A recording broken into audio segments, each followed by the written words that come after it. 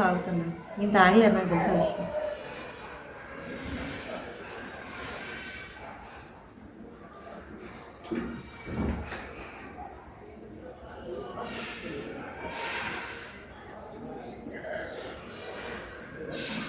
నేను ఎలా పోసుకోవాలి? ఇక్కడ ఇలా పోసేసుకున్నా బాగానే ఉందండి. చేస్తున్నప్పుడైతే కొంచెం భయపడ్డా వాసనకి, నొప్పింది.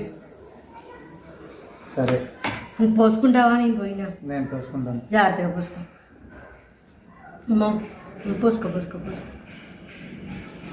చాలే, నాకే భయం వేస్తుంది.